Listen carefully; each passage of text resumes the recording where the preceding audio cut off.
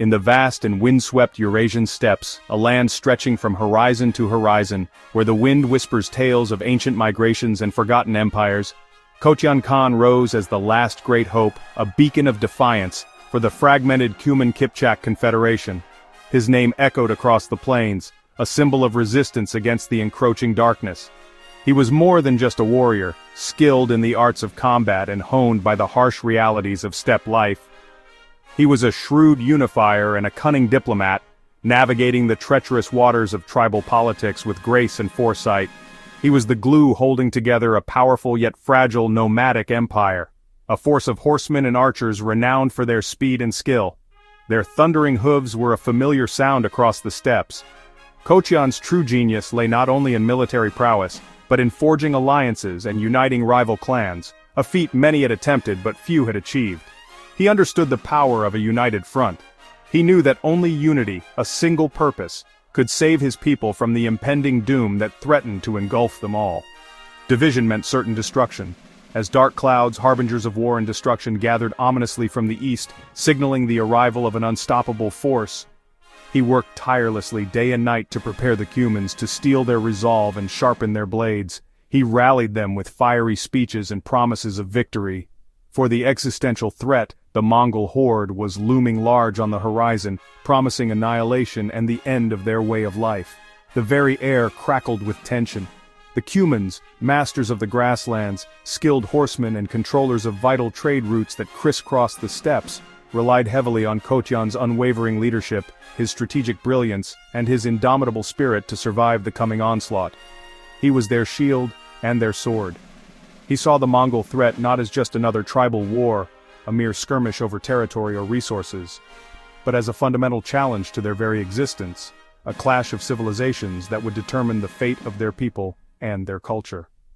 Kotyan was resolute, unyielding, and utterly determined to defend his people's cherished way of life against the coming storm, no matter the cost. He would stand as a bulwark against the tide. A tempest was brewing on the horizon, a storm unlike any seen before. It wasn't a natural disaster, but a force of conquest, an army of unparalleled brutality. The storm had a name, Genghis Khan, a name that would soon echo in fear across the steppes and beyond. A leader of unmatched ambition and military genius, he forged a nation from scattered tribes, united by a thirst for conquest. The Mongols, a disciplined military machine, honed by years of warfare and driven by an insatiable hunger for land and power, were unlike any army the world had ever witnessed. Their tactics were innovative, their discipline unwavering, and their cruelty legendary. They swept west, a relentless tide of horsemen, annihilating all in their path. Cities crumbled before them, populations were decimated, and empires dissolved in their wake. Their reputation preceded them, sowing terror and despair wherever they went. The Cumans, once dominant lords of the Pontic steppe, their vast territories stretching across the southern plains, now faced extinction.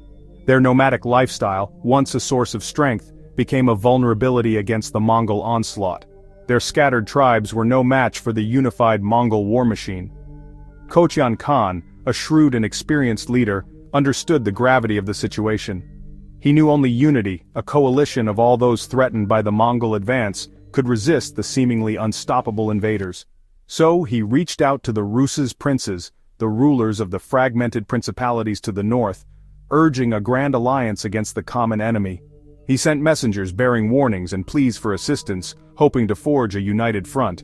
"Today they have taken our land, tomorrow they will take yours," he warned, painting a grim picture of the future should the Rus fail to heed his call. He emphasized the Mongols' insatiable appetite for conquest, and the inevitable fate that awaited them if they remained divided.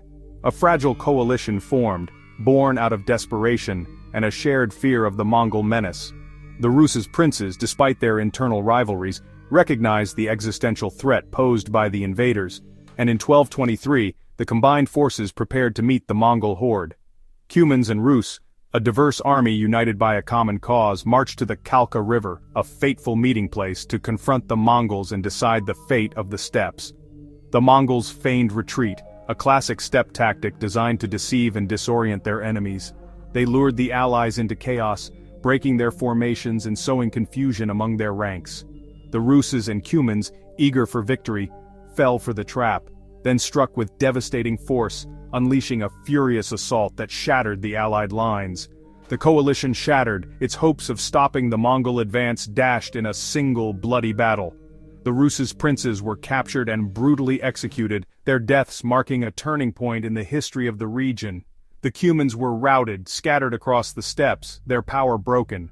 The defeat at the Kalka River proved beyond any doubt that the Mongols were unlike any enemy the steppes had ever faced, a force of destruction that would reshape the world. The devastating defeat at the Kalka River had a profound impact on Kotyan Khan. The loss was staggering, a brutal lesson in the Mongols' ruthless power. For years, Kotyan led a desperate, valiant resistance against the relentless Mongol advance. He understood the existential threat they posed, not just to his people, but to all of Europe. Every battle was fought with the knowledge that their very way of life hung in the balance. But by 1239, after years of war and attrition, his people were nearly destroyed, their settlements razed, their numbers dwindling. The once proud Cuman Confederation teetered on the brink of collapse. With no other viable option remaining, Kotyan made the difficult decision to seek refuge beyond the borders of his ravaged lands, turning his gaze towards the Kingdom of Hungary. He offered King Bela IV 40,000 seasoned Cuman warriors, a formidable fighting force, in exchange for sanctuary within Hungarian lands. This was no mere request for asylum, it was a proposition of immense strategic value. King Bela IV, a shrewd and pragmatic ruler, immediately recognized the strategic advantage such an alliance could bring to his kingdom, bolstering his defenses against the looming Mongol threat.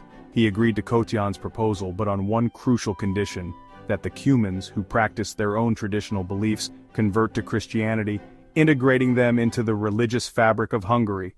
Kotyan, understanding the gravity of the situation and the desperate need for survival, accepted the terms, sacrificing deeply held traditions for the sake of his people's future. He himself was baptized into the Christian faith, a symbolic act of commitment, and further solidified the alliance by agreeing to betroth his daughter to the Hungarian heir, forging a dynastic link between the two peoples. This union was formally sealed with the signing of a treaty, a pact that promised mutual defense and cooperation against the encroaching Mongol horde. For a fleeting moment, a glimmer of hope flickered in the hearts of both Cumans and Hungarians. The alliance seemed to offer a chance at survival, a beacon in the gathering storm. It presented the image of a united front, a combined force of Cuman and Hungarian warriors standing shoulder to shoulder, ready to defend their lands against the Mongol invaders. But beneath the surface of this seemingly strong alliance, a deep-seated mistrust simmered, a quiet unease that threatened to unravel the fragile bond between the two cultures. The cultural differences between the nomadic Cumans and the settled Hungarians, their differing customs and traditions, created a constant undercurrent of tension and misunderstanding. The alliance therefore remained fragile, built more on the immediate necessity of survival than on genuine trust and mutual respect, a foundation that could easily crumble under pressure. The Cumans' arrival in Hungary was unprecedented, but integration proved nearly impossible. Nomadic Cumans clashed with settled Hungarian society, sparking resentment and suspicion. Hungarian nobles saw the Cumans as dangerous outsiders, not allies. Rumors spread that Kotyan was a Mongol spy, fueling paranoia. King Bela IV tried to protect his new allies, but his authority waned as noble hostility grew. Kotyan remained loyal, preparing for war, but underestimated the depth of animosity. He could not foresee that betrayal would come from within Hungary, not from the Mongols. As the Mongols invaded Hungary in 1241, panic and paranoia consumed the kingdom. Hungarian nobles, blinded by fear, accused Kotyan of treachery and plotted his death. Ignoring the king, they stormed Kotyan's residence in Pest and assassinated him and his advisors. The Cumans, enraged by the betrayal, turned on the Hungarians and fought their way out of the kingdom. The alliance collapsed overnight, leaving Hungary defenseless. King Bela IV lost his most experienced warriors at the worst possible moment. The Cumans abandoned Hungary, and the Mongol horde advanced unopposed. The kingdom's fate was sealed by its own hand.